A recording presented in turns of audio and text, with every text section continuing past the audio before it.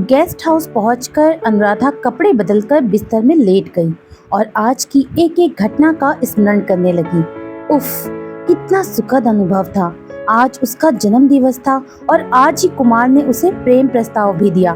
तभी उसे कुमार के दिए गिफ्ट मोबाइल की याद आई। उसने पैकेट से निकालकर मोबाइल देखा। बहुत प्यारा और बेशकीमती उपहार था उसके लिए। कल एक सिम कार्ड लेना पड़ेगा इस मोबाइल के लिए। एक बार मोबाइल शुरू हो जाएगा तो वो पहला फोन कुमार को ही करेगी। ये सोचते सोचते अनुराधा कब सो गई पता ही नहीं चला। सुबह उठकर ऑफिस जाने से पहले उसने अपने पिता को फोन किया। उन्हें कल शाम कुमार के साथ की गई पार्टी के बारे में बताया और कहा कि कुमार ने उसे बेशकीमती उपहार मोबाइल फोन दिया है। अनुभवी वीरेश्वर मिश्रा समझ गए थे कि कुमार और अनुराधा में नजदीकियां बढ़ रही थी। इसीलिए उन्होंने अनुराधा से पूछा कि बेटा, कुमार से उसके परिवार और खानदान के बारे में पूछना, फिर हम उससे बात करेंगे।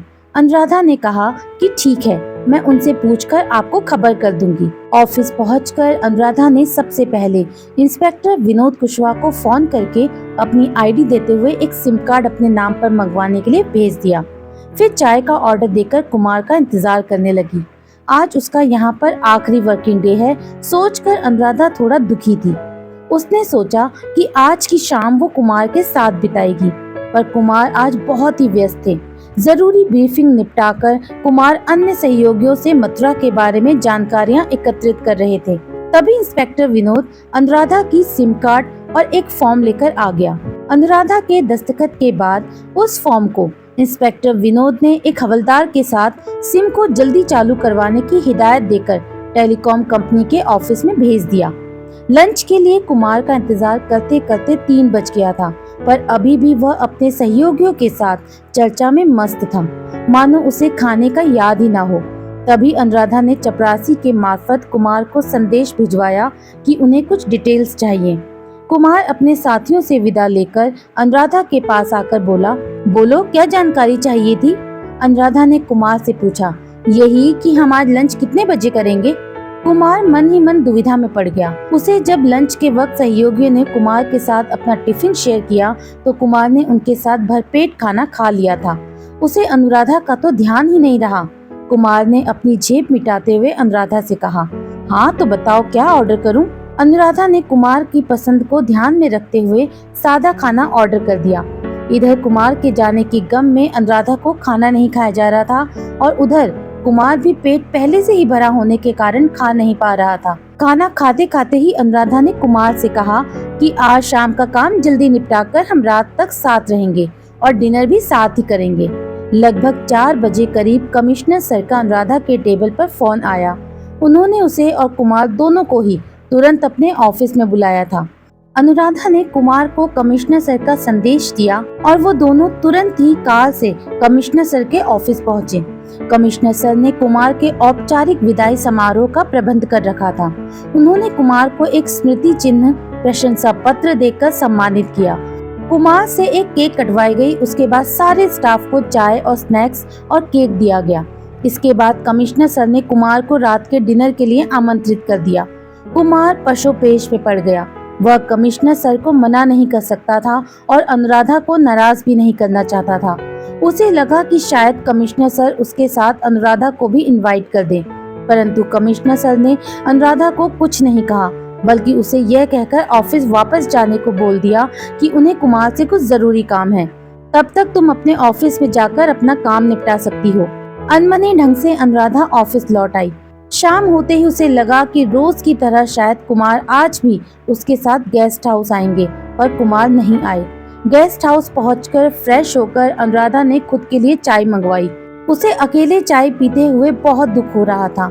चाय पीकर जब वापस रूम में आकर अनुराधा टीवी देख रही थी कि तभी उसके मोबाइल फोन पर एक्टिवेशन का मैसेज आया।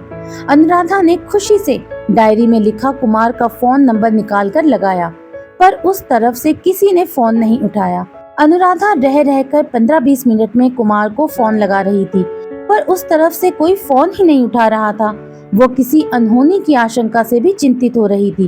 तभी उसे याद आया कि उसने अपने पिता से बात नहीं की है। इसीलिए तुरंत उसने अपने पिता को फोन लगाकर अपना मोबाइल नंबर दिया और उन सबका कुशल क्षेम पूछा। रात 9 बजे करीब अनुराधा लॉबी में जाकर खाना खाने लगी। उसकी नजर बार बार मोबाइल पर ही थी कि शायद उसके मिस कॉल देखकर कुमार कोई फोन करे, पर कुमार का कोई फोन नहीं आया। खाना खाकर अनुराधा वापस रूम में जाकर टीवी देखने लगी। रात 11 बजे तक जब कुमार का कोई फोन नहीं आया तो अनुराधा ने आखिरी बार हिम्मत करके फिर फोन लगाया, तो दूसरी तरफ से आवाज आई कि जी आप कौन बोल रही हैं? तब अनुराधा को याद आया कि कुमार के पास तो उसका नंबर है ही नहीं, शायद इसीलिए वो फोन नहीं उठा रहा होगा। अनुराधा ने अपना परिचय दिया, मैं अनुराधा बोल रही हूँ, मेरा मोबाइल नंबर सेव कर लो। अनुराधा की आवाज सुनकर कुमार खुशी से चहक उठा। बोला, यार बहुत मिस कर रहा था तुम्हें। कमिश्नर सर ने डिनर में नहीं बुलाया होता तो आज की शाम हम साथ साथ गुजारते। अभी लौट ही रहा हूँ उनकी डिनर पार्टी से, मेरा तो मन ही नहीं लग रहा था वहाँ पर। कुमार की बात सुनकर अनुराधा को भी थोड़ी तसल्ली हुई। करीब आधा घंटा तक दोनों ने प्यार भरी बातें की। उसके बाद अनुराधा ने फोन रख दिया। सोने से पहले कुमार ने अनुराधा को गुड नाइट का मैसेज भी किया। अनुराधा ने भी उसका प्यार भरा रिप्लाई दिया। दूसरे दिन सुबह अनुराधा ऑफिस से आधा दिन की छुट्टी लेकर कुमार के क्वार्टर चली गई। वहाँ पर एक मिनी ट्रक में कुमार का सामान लोड हो रहा था। अनुराधा को अचानक आया देखकर कुमार चौंक गया। फिर बोला, देखो तुम मेरे पास पहली बार आई हो और मेरे पास तुम्हें चाय पिलाने के लिए भी इंतजाम नहीं है। अनुराधा मुस्कुरा दी, बोली, तो फिर क्यों ना बाहर से मंगवा लेते हैं हम चाय। कुमार ने एक लड़की को भेजकर सभी लोगों के लिए पास के होटल से चाय मंगवाने को भेज दिया। अनुराधा कुमार के क्वार्टर का जायजा ले रही थी। उसके जाने के बाद साफ सफाई और मरम्मत हो जाने के बाद उसे यही क्वार्टर मिलने वाला था। कुमार का सामान सोफा, अलमारी, फ्रिज, टीवी, गैस आदि पैक हो चुका था। कुछ थोड़े बहुत बर्तन आदि किसी बैग में पैक कर दिए गए थे। अब उस खाली क्वार्टर में स्टोर रूम के पास बहुत सारी शराब की खाली बोतलें, सिगरेट के खाली पैक, बाथरूम और किचन के पास काई लगी हुई थी और यहाँ वहाँ जाले लगे हुए थे। गार्डन में भी गिने चुने पौधे और कुछ पुराने वृक्ष लगे थे। वहाँ की सूखी घास दर्शा रही थी कि शायद महीनों से उधर पानी नहीं डाला गया होगा। कुल मिलाकर वह क्वार्टर घर कम भूत बंगला ज्यादा लग रहा था। तभी चाय आ गई। चाय पीते ही कुमार ने अनुराधा से कहा कि मैंने इंस्पेक्टर विनोद को कल ही कुछ लेबर भेजने को कह दिया है जो यहाँ आकर साफ सफाई का काम करवा देंगे। कुमार की नजर भी शराब की खाली बोतलों पर पड़ी। वह बोला, यही मेरे खाली वक्त की साथी थी। अनुराधा ने कुमार को हिदायत देकर कहा कि अब तुम्हारे ये साथी मथुरा में नहीं रहना चाहिए। कुमार ने आज्ञाकारी बालक की तरह सिर हिलाकर आश्वासन दिया। सामान लोड होते ही कुछ सूटकेस कुमार ने अपनी कार में रखी और अनुराधा से निकलने के लिए विदा मांगी। अनुराधा के दिल में था कि वो जाने से पहले एक बार कुमार से गले मिल ले, परंतु वहाँ पर मौजूद व्यक्तियों और लेबर के कारण कुछ कह न सकी। कार स्टार्ट करते ही कुमार ने अनुराधा को बाय किया तो अनुराधा बोली कि वहाँ पहुँचते ही मुझे फोन करना। कुमार हंसकर बोला, अरे मथुरा है ही कितना दूर, 3-3.5 घंटे में तो हम उस घर में भी पहुँच जाएंगे। कुमार के जाते ही अनुराधा अपने कार्यालय आ गई। आज से उसका स्वतंत्र रूप कार्य प्रारंभ हो चुका था, इसीलिए वह हर काम और विषय को अपनी मसूरी में मिली ट्रेनिंग और कुमार के दिए इंडक्शन के अनुभव के आधार पर धीरे धीरे सूझबूझ के साथ करना प्रारंभ कर चुकी थी। लगभग 4 घंटे बाद कुमार का फोन आया कि वो और उसका सामान ठीक ठाक मथुरा में पहुंच गया है। उसके बाद अनुराधा अपने कार्य में व्यस्त हो गई। शाम होते ही वो अपने गेस्ट हाउस में आ गई। डिनर आदि करके अनुराधा ने मोबाइल से पहले अपने पिता से बात की, उसके बाद कुमार से बातें की, फिर वही गुड नाइट का प्यार भरा मैसेज। अब तो रोज की यही दिनचर्या हो गई थी। दूसरे दिन कमिश्नर सर ने किसी कॉन्ट्रैक्टर को बुलाकर कुमार के क्वार्टर की मरम्मत और साफ सफाई के काम में लगवा दिया। लगभग 1 सप्ताह में ही वो क्वार्टर पूरी तरह से रेडी हो जाने पर कमिश्नर सर ने अनुराधा को बुलाकर उस क्वार्टर को ऑफिशियली रूप से सौंप दिया। अनुराधा ने शाम को उस क्वार्टर में जाकर देखा और इंस्पेक्टर विनोद को फोन करके दूसरे दिन कुछ लेबर वगैरह भेजने को कहा।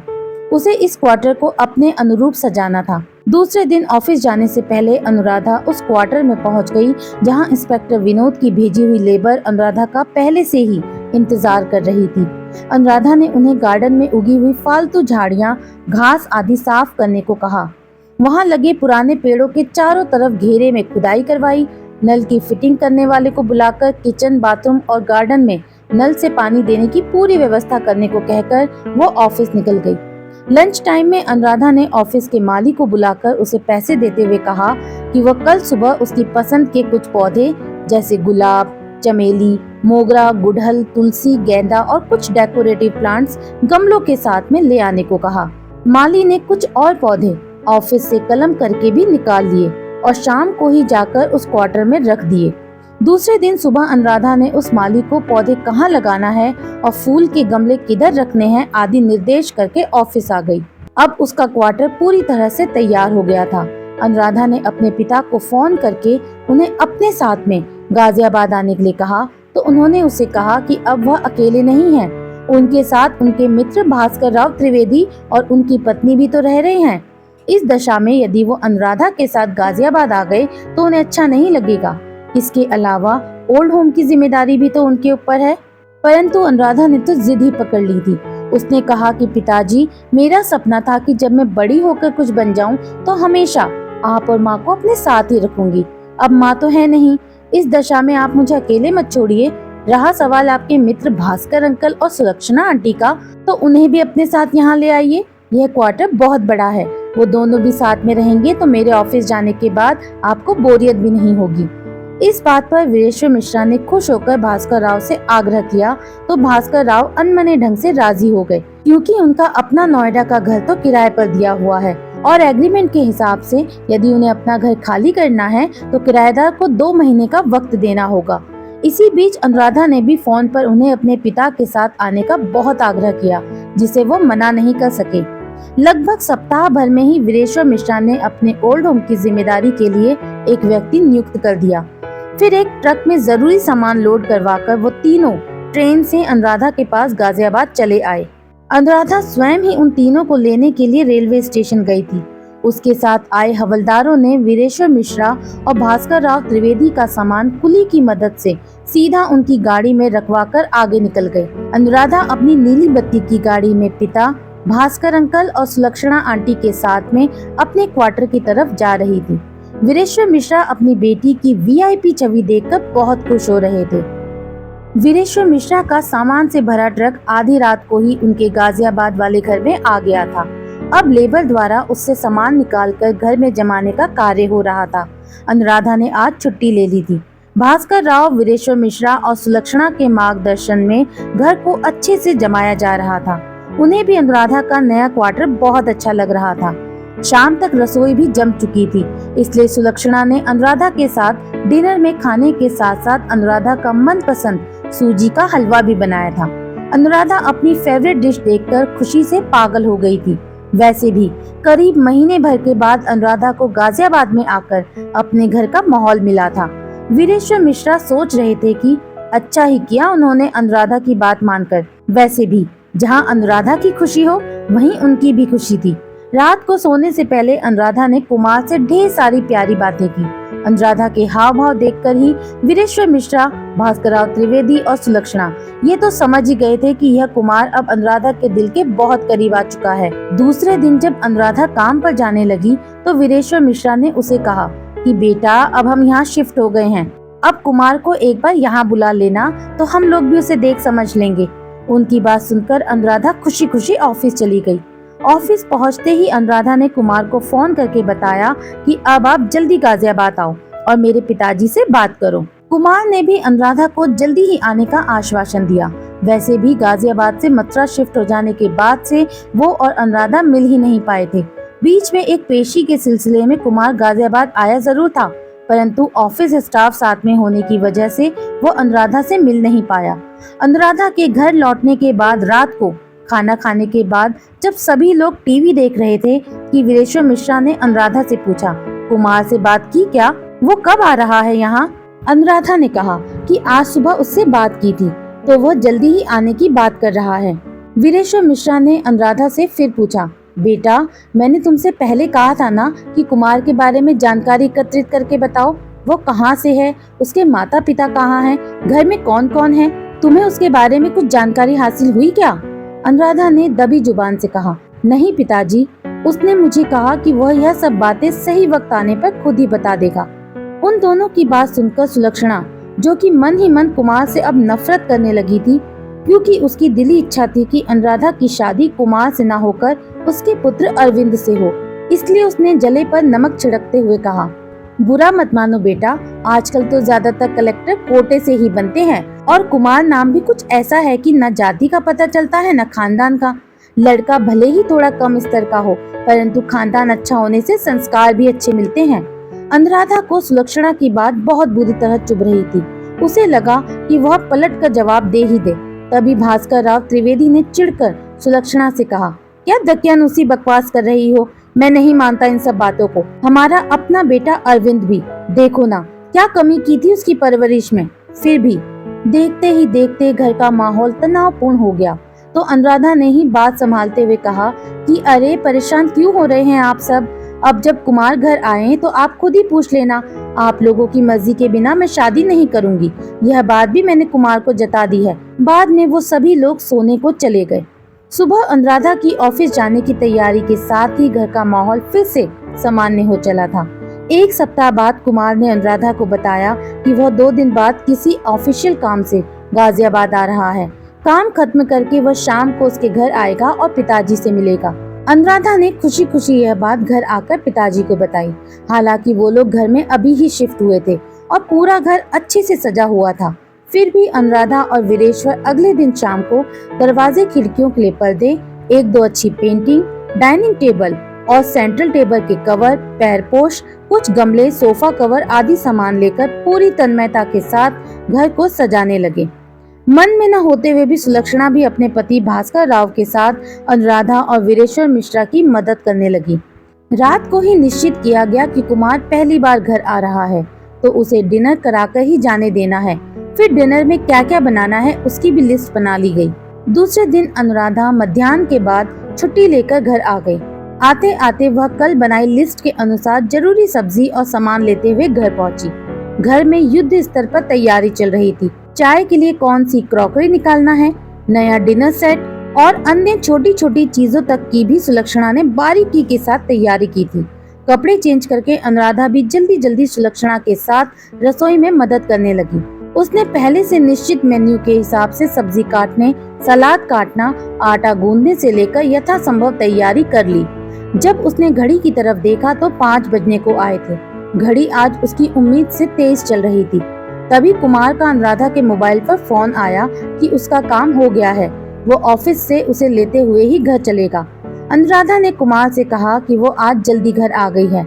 इस पर कुमार ने कहा कि ठीक है, तो वो आधे घंटे में घर में पहुंच रहा है। उसकी बात सुनकर अनुराधा से ज्यादा सुलक्षणा परेशान हो गई, क्योंकि रसोई में उसकी मदद करते करते उसे याद ही नहीं रहा कि अनुराधा को तैयार भी होना है। उसने तुरंत अनुराधा को तैयार होने को भेज दिया। अनुराधा जल्दी तैयार होने के लिए सलवार सूट पहनकर रेडी होने लगी। तभी सुलक्षणा ने उसे डांट कर कहा कि कुछ चीजें दस्तूर के हिसाब से चले तो अच्छा होता है। तुम आज साड़ी ही पहनना, और मेरी जगह आज तुम्हारी माँ भी होती तो वह भी तुमसे यही कहती। अनुराधा सुलक्षणा की बात सुनकर उनसे लिपट कर बोली, आप भी तो मेरी माँ ही हो ना। सुलक्षणा अब वापस रसोई में जाकर बाकी की तैयारी करने लगी। तभी उसे याद आया कि अभी शाम को चाय और स्नैक्स के साथ में रखने के लिए कुछ मिठाई लाना चाहिए। इसलिए उसने अपने पति भास्कर राव त्रिवेदी को पास के मिठाई वाले से मिठाई लाने को भेज दिया और वीरेश्वर मिश्रा, जो कि अभी भी कुर्ता पजामा में ही थे, को आग्रह किया कि पहली बार कुमार घर आ रहे हैं, इसलिए उन्हें भी सूट पैंट में होना चाहिए। सुलक्षणा की बात सुनकर वीरेश्वर मिश्रा भी अपने कमरे में तैयार होने चले गए। सुलक्षणा भी जल्दी जल्दी में पोहे बनाने की तैयारी करने लगी। कुछ समय बाद कार आने की आवाज सुनकर वीरेश्वर मिश्रा और अनुराधा दौड़कर दरवाजे तक आते हैं। वह कुमार ही था। उसने आते ही अनुराधा के पिता के पैर छुए और उनके पीछे पीछे घर के अंदर आ गया। कुमार देख रहा था कि 15 दिन में कितना बदल दिया है अनुराधा ने इस घर को। वो उजड़ा हुआ बगीचा कितना सुंदर चमन बन गया है। दरवाजे, खिड़कियों पर लगे पर्दे, सुंदर पेंटिंग, सोफा, डाइनिंग टेबल और गृह सज्जा। वह क्वार्टर इतना खूबसूरत भी हो सकता है, कुमार ने सोचा ही नहीं था। वीरेश्वर मिश्रा ने कुमार से बैठने का आग्रह किया। उसके बैठते ही अनुराधा किचन में जाकर सुलक्षणा से बाहर आकर मिलने को कहती है, परंतु सुलक्षणा ये कहकर टाल देती है कि अभी मैं चाय और पोहे बना लूं, फिर त्रिवेदी जी के साथ में आकर कुमार से मिल लूंगी। अनुराधा ट्रे में पानी की गिलास लेकर बाहर आकर कुमार को पानी देने लगी। उसके इस तरह के घरेलू रूप को देखकर कुमार मुस्कुरा उठा। अनुराधा ने हल्का सा मेकअप किया था। आज उसने स्लीवलेस ब्लाउज और लाल रंग की शिफॉन साड़ी पहनी थी। उसके साथ में मैचिंग ज्वेलरी अनुराधा को और भी मोहक बना रही थी। इसी बीच बाहर खड़ी कार देखकर भास्कर और त्रिवेदी समझ गए कि कुमार आ गए होंगे। इसीलिए वह पीछे के दरवाजे से किचन में आकर सुलक्षणा को मिठाई देते हुए बोले, इसमें काजू कतली है, जो कि अरविंद को बहुत प्रिय थी। अब अरविंद का तो कुछ पता नहीं, पर क्या तुम कुमार को ही अरविंद नहीं समझ सकती? आखिर अब अनुराधा अपनी बहू न सही, बेटी समान तो है ही ना। उनकी बात सुनकर सुलक्षणा की आंखें भर आईं। उसे भी अपने रूखे व्यवहार पर आत्मग्लानि हो रही थी। अरविंद के मुंह में क्या वो अनुराधा के सुख का भी ध्यान नहीं रखेगी? सुलक्षणा ने संयत होते हुए प्लेट में पोहे निकाले और चाय मिठाई ट्रे में रखकर ड्राइंग रूम की ओर बढ़ी, जहां कुमार और वीरेश्वर मिश्रा बैठकर बात कर रहे थे। उनकी औपचारिक बातचीत शुरू हो चुकी थी। तभी वीरेश्वर मिश्रा ने कुमार से पूछा, बेटा आप कहाँ से हो? आपके माता पिता का क्या नाम है और कहाँ हैं अभी? आपके घर में और कौन कौन है? वीरेश्वर मिश्रा ने सवालों की झड़ी लगा दी। कुमार का गला सूख चला था उन सवालों के जवाब देने के लिए, इसीलिए वह परेशान होकर पानी का ग्लास उठाकर एक सांस में पानी पी गया। फिर वीरेश्वर मिश्रा से बोला कि मैंने अनुराधा से कहा था कि मैं सही वक्त आने पर अपने बारे में सारी जानकारी दूंगा, और मुझे लगता है कि आज मुझे अपने बारे में सब कुछ बता देना चाहिए। मैं आपको धोखे में नहीं रखना चाहता। कुमार बोल ही रहा था कि तभी सुलक्षणा चाय, नाश्ते और मिठाई की ट्रे लेकर पर्दे की ओट से अनुराधा को आवाज देती है। उसकी आवाज सुनकर अनुराधा रसोई के दरवाजे की तरफ मुड़ी। तभी वीरेश्वर मिश्रा ने कहा, आइए भाभी जी, और त्रिवेदी जी को भी बुला लीजिए। कुमार, ये मेरे अभिन्न मित्र भास्कर राव त्रिवेदी और उनकी पत्नी सुलक्षणा है। अब तक भास्कर राव त्रिवेदी भी सुलक्षणा के पीछे पीछे ड्राइंग रूम तक आ गए थे। कुमार स्तब्ध सा अपलक सुलक्षणा और भास्कर राव त्रिवेदी की ओर देख रहा था। यही हालत सुलक्षणा और भास्कर राव त्रिवेदी का भी था। तभी सुलक्षणा आगे बढ़कर कुमार की तरफ बढ़ी और बोली, अरविंद तुम? आशा करती हूँ दोस्तों कहानी का ये भाग आपको पसंद आया होगा। अगर पसंद आया है तो मुझे कमेंट करके जरूर बताएं। आपको अगर ये कहानी अच्छी लग रही है तो प्लीज मेरे चैनल को ज्यादा से ज्यादा लाइक करें, शेयर करें एंड सब्सक्राइब करें। बहुत जल्द मिलती हूँ इस कहानी के अगले भाग में। तब तक के लिए बाय बाय।